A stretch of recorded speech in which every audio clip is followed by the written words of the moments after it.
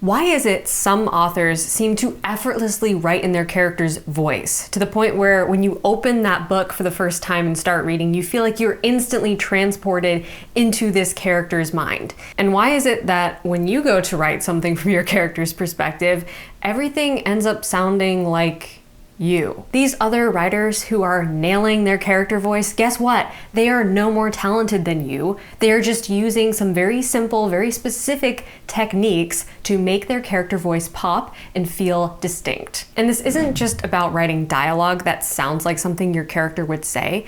It's about writing every single line of prose to feel like we have been transported into the mind of this character and we're seeing everything through their eyes. Might sound like a tall order, but this is a must-have to write juicy, vivid, colorful prose that sounds like not you, the narrator, but your character telling the story. That's what we're going to break down in today's video. Welcome back. If you're new here, I'm Abby and I help writers make their stories matter and make their author dreams come true. And if that's something you're on a mission to do, you're going to want to subscribe to this channel. I post writing videos every single Wednesday and I would love to have you here in the community. First things first, where does character voice come from? Character voice stems from a lot of different things: personality, gender, worldview, background, values. So many different elements go into what makes up your character's voice. That being said, you want to make sure that you don't fall back on cliches like making a female character's voice sound super feminine and making a male character's voice sound super masculine, and that's the only difference between them. Their voice, both in dialogue and in prose, should reflect who they are as a person. So it's a combination of things. Here's how I like to look at it: personality plus gender plus attitude equals voice. And attitude may change on a scene-to-scene basis. Remember, you're not on a mission to find your style and make all your characters speak and think in that style, because they'll all sound like you. You're on a mission to discover your point of view character's voice and let them speak and think in their own style. So step one is to understand your point of view character's personality. Really understand it. And this isn't just about how they behave on the surface. This isn't just about going through a personality typing quiz, pretending you are your character to try to figure out what their personality is. That can be helpful, but I want you to go beyond just how they behave. I want you to go beneath the surface to what they believe. And my secret weapon for figuring this out is, of course, the Enneagram personality typing system. I'm currently doing an Enneagram series on my channel, breaking down each of the 9 types and their 3 subtypes within each type. Lots of amazing, valuable information for character building. So if you want to check out that series, definitely click the link there to watch the playlist. But I would recommend checking out the Enneagram and figuring out which type matches with your character best, because this doesn't just allow you to see how they behave and their personality on the surface, it helps you understand what they believe, what their internal conflict is beneath the surface. And once we understand their personality and where they're coming from and their life experiences and what they believe and what they value, we can start to build the framework of a really strong, vivid, colorful voice for this character. Let me show you a quick example of what I mean. Let's compare 2 different example characters, very different personalities, but they're both experiencing the same conflict, okay? Let's make them both male characters, but one character is going to be character A, who's an Enneagram 7, okay? So he's gonna be adventurous and fun-loving, but lacking responsibility. And his attitude in this scene is going to be happy-go-lucky and refusing to sit in negative emotions. The second character, character B, is going to be an Enneagram 3, okay? So he's an ambitious go-getter who is driven by fear of failure. And his attitude is focused and no nonsense, trying to be the winner. So how can we take these 2 characters and make their voices sound completely different based on their personalities? Let's take a scenario where they are both running late to an event, but with a totally different internal voice and emotional focus. Character A might sound something like this. We were already late, but who cares? The sky was pink, the pizza smelled amazing, and for once, traffic didn't suck. I rolled the windows down and cranked the music. Jump by Van Halen, my theme song. You seriously forgot the venue address again? Kayla asked, pinching the bridge of her nose. I grinned. Nope, I just figured we'd vibe our way there. GPS is for cowards. She groaned. I winked. What's life without a little detour? Just relax, Kay. We'll get there in time. By contrast, how would character B handle this situation with a completely different voice from a completely different personality? I checked the time. 7 minutes behind schedule. Unacceptable. Did you double check the route? I asked, eyes flicking between the clock and the road. There's construction on 8th Ave. We should cut over onto River Street. Relax, Kayla said. It's not a job interview. Doesn't matter, I snapped. If we're not early, we're late. I sat back but couldn't stop tapping my leg. Being late wasn't just annoying, it made us look like we didn't care. What would the others think? Pull over here, Kayla. Let me drive. See how the characters' individual personalities are influencing their voices way more than gender or even behavioral traits for that matter? Where character A shrugs it off and is having fun and having a good time even in the midst of stress, character B is really afraid of failure and tied to this appearance and performance mindset. So we're going beyond the typical personality traits like introvert or extrovert and going deeper into what these characters believe. Step 2 is to create character voice cheat sheets. One of my secret weapons for keeping character voice unique and consistent throughout the story is by developing cheat sheets with clear parameters of how this character thinks, speaks, what they believe, what their personality is like, so that I can keep their voices distinct. Here are a few things I always try to factor in when building character voice. How old they are, where they grew up, who they've spent time with, what do they do for a living, personality type, sense of humor, how they see the world, and any hobbies and interests that may be relevant. Once you have each of your character voice cheat sheets for your point of view characters, you can compare them against each other to see where you can make some more distinctions so that they all feel very unique from each other. For example, let's create 2 character voice cheat sheets and then write a scene from both perspectives. So first, our female character, Monica. Her voice is going to be clipped, confident, and always calculating, like a courtroom closing argument mixed with dry sarcasm. Raised by lawyers in DC, talks like she's always on the record. Dark sense of humor, rarely laughs at her own jokes. Sees the world as a chessboard, everyone has a motive. Obsessed with puzzles and logic-based games. Our other character is going to be Josh. Golden retriever energy, loyal, chaotic, enthusiastic. Grew up homeschooled on a goat farm, very wholesome, talks with his hands, interrupts himself with excitement. Inner monologue is all best case expectations that are instantly shattered by reality. Raised in a big, messy, affectionate family, used to yelling across rooms and hugging people mid-sentence, quotes his favorite movies with zero context.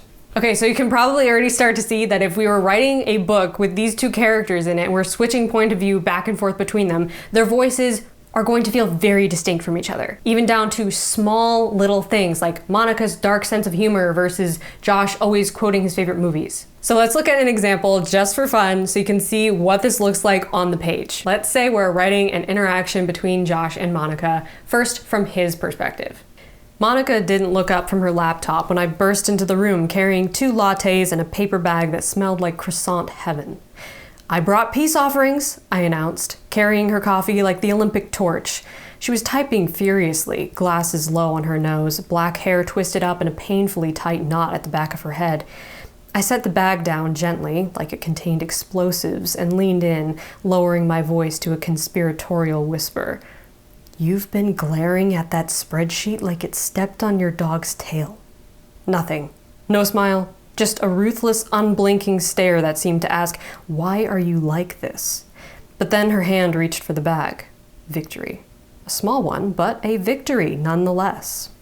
Okay, very distinct voice. And by contrast, if I was going to write this scene, pick up where I left off, switching to Monica's point of view, it would instantly feel very different because we're using her voice. You've been glaring at that spreadsheet like it stepped on your dog's tail, Josh murmured, which I chose not to dignify with a response. My mother taught me how to cross-examine a hostile witness before I could parallel park. Step 1, stare them down. Step 2, hold your nerve. Step 3, wait for them to crack. But Josh never cracked, unless of course he was cracking a mischievous grin, cracking open a can of Coca-Cola, or cracking another one of his culturally obtuse jokes that only he found amusing. I reached for the bag. Not because I was charmed or even the slightest bit grateful, but because occupying my mouth with a pastry would be an efficient way to eliminate the need for excess small talk. No such luck. He just stood there watching me. Predictable. He always lingered, always hovered, too soft to walk away before confirming he'd cheered me up, whatever that meant.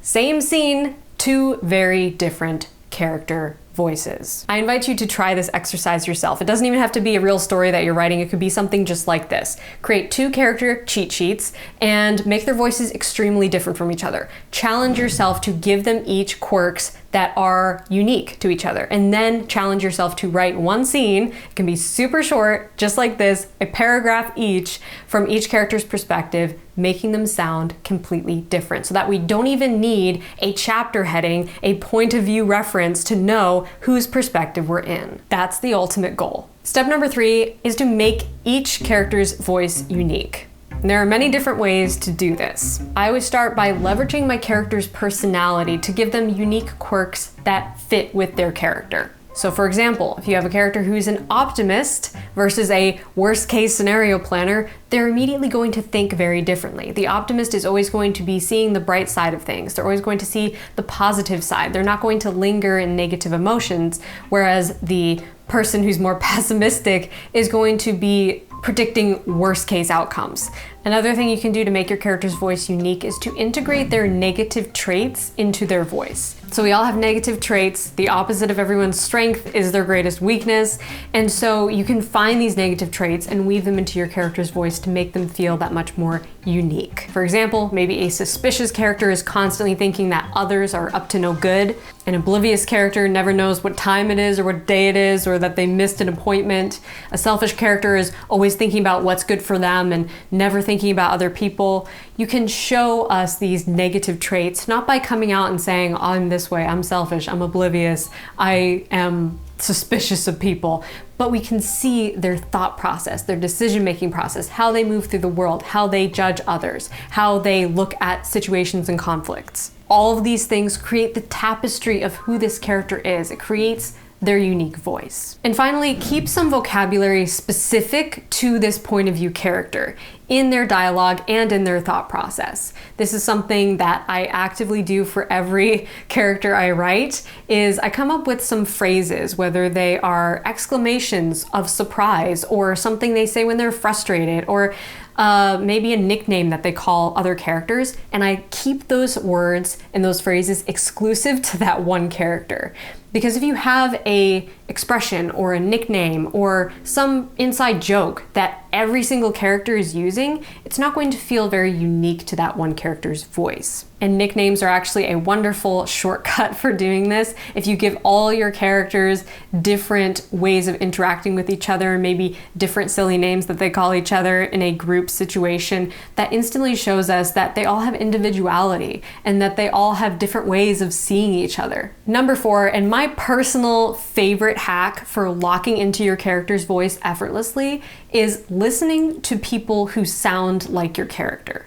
And by this, I mean a similar personality, attitude, and voice. Now, the goal is not to steal someone's voice, fictional or real. It's to get their voice stuck in your head like a song. And for me, reading does not achieve this as well as listening. That's why I say listen to a person who sounds like your character. It might even be a character from a movie or a TV show. Or it might be somebody like a YouTuber or a podcaster, somebody that you know in real life even. You're basically just trying to find a voice that carries the same energy and attitude as your character's voice. Even better if they have the same accent or the same vocal tone, the same speaking style. If I'm ever struggling to lock into a character's voice and figure out how would they say this, even in dialogue, this is like the magic elixir.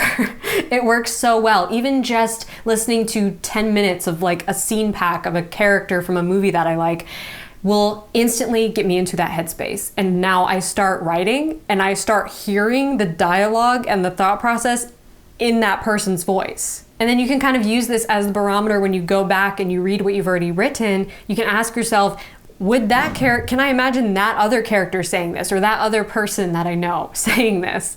And if you can't imagine it, chances are you need to adapt that bit of dialogue or that internal thought process to sound a little bit more realistic, to match the tone that you're going for with this character's voice. And number 5, another favorite hack of mine is to listen to music that embodies the character's vibe, not music that suits the vibe of the scene. Okay, there's a difference. And I know when you go to write a scene, you're probably gonna wanna listen to music that suits the vibe of what's actually happening in the scene, but I urge you to instead listen to music that embodies the vibe of who this character is. So you might be writing a scene that is like gritty and dark and intense, but the point of view character is kind of a lighthearted comic relief. In a case like this, I'm going to be listening to music that feels somewhat comedic and lighthearted, regardless of how intense the scene is, because this changes the tone of the writing itself. This changes the style of how I'm going to write this scene. I'm actually going to be projecting the emotion and the conflict of what's happening through the mood of this music. This works, trust me. It has worked for me so many times that I recommend it to everybody who is struggling to lock into their character's voice or just the tone, the vibe, the energy of that character. Find music that matches who they are as a character and make a playlist of music that you can go to whenever you're writing this character's point of view, that as soon as you hit play on that playlist, you are locked into their mind and the way that they see the world. Okay, boom, there you go. If you want to take your character voice to the next level, I recommend checking out my live training, Elevate Your Writing, How to Find Your Style and Make Your Prose Shine. And in this class, we dive deep into all the fundamentals of powerful, polished writing. Showing, not telling, writing with rhythm, writing immersive descriptions, character voice, pacing, and so much more. So if you're ready to level up your writing, click the link below this video to watch that training. I think you'll love it. And if you want some extra tips on writing characters who are nothing like you, I highly recommend checking out this video where I talk about 7 techniques that I use to write characters that are very different from me and how to still make them feel unique and layered and relatable and believable, and how to write their voice effortlessly. So I will see you over there, and until next time, my friend, rock on.